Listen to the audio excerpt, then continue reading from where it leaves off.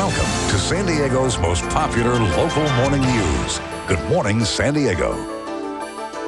But also we have Dr. Toni Galardi, who's going to come in and talk about how to keep your New Year's resolutions. If you made them a couple days ago and you just haven't quite managed to keep them already, some tips on how to do it and stick with it through the year. And how to keep your New Year's resolutions. We will be talking to Dr. Galardi when we come back, so stay with us.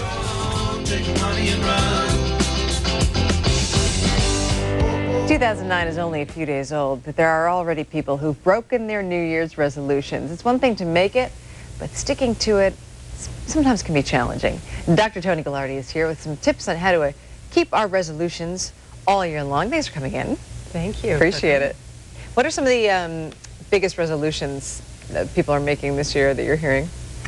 You know, there's the classic ones. Yeah. Mostly I hear in my practice people wanting to go back to school, get more education, because we're in an economic crisis.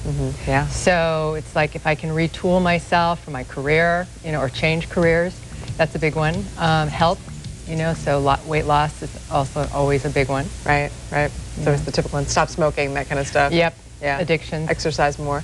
So what's the first step you should take? Is it more about setting a realistic resolution or small steps? What's the first thing you could do to try to keep it? You know, I think the first thing you need to look at is what that word means, and it comes from resolve. So the first thing you have to do is to look at what's it going to take for me to be in resolve. And one of the things that I work with, that's the thrust of my book, it has to do with overcoming the fear of change. So you have to first look at, what if I take this goal on, am I going to have to come up against in terms of fears of certain losses? For example, if I go back to school, how's it going to affect my kids? Right. You know, if I lose weight, will my husband still love me? Because there's all kinds of stuff that comes with that. You know, so you have to really look at what your fears are so that you don't sabotage yourself when you start putting them into action. Interesting, because you think that a resolution is something positive, right? You think it could actually backfire on you, is what you're saying. Yeah, absolutely. You know, if you don't kind of excavate to see what's underneath. So then the next thing you want to look at is education, you know, doing research. What will it take for me to achieve this goal, you know? And then starting to set really realistic incremental goals toward, you know, your ultimate, you know, goal. Can you give me an example of that? How to kind of do something in small steps? Yeah. For example, I know when I decided I want to go to graduate school, I took one class just to see, was this something I really wanted to pursue? Because I had gotten a business degree in my bachelor's. So I took one course at Chapman University in Orange County, and I loved it. And then I went back and went full-time. So you might want to start with one thing. Yeah, versus taking like an entire full load of classes. Exactly. Quitting your full-time job, or, you know, doing something to shift it. That's good. What about like a weight loss one or an exercise one? How do you do that slowly? I think really realistic, because we know from the body that if you go on one of those quick weight loss plans, the weight comes back and more. So if you were to say, for instance, I'm going to lose 10 pounds in a year, that's a realistic goal, because it just means cutting back a little bit and getting healthier in your eating habits. I was going to say, even just think about getting healthier, you know, as opposed to, okay, 4 times a week or 3 times a week, I'm going to walk those 30 minutes versus making sure I'm going to go to the gym every single day, right? Yes.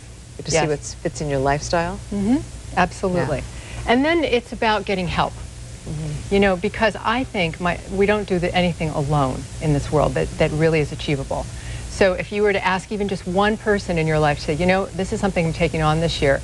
If I could be accountable to you, you know, check in with you, and you could check in with me to see how I'm doing with that. Like a resolution buddy. Yeah, exactly. Or an exercise buddy, you know, or somebody going back to school with you.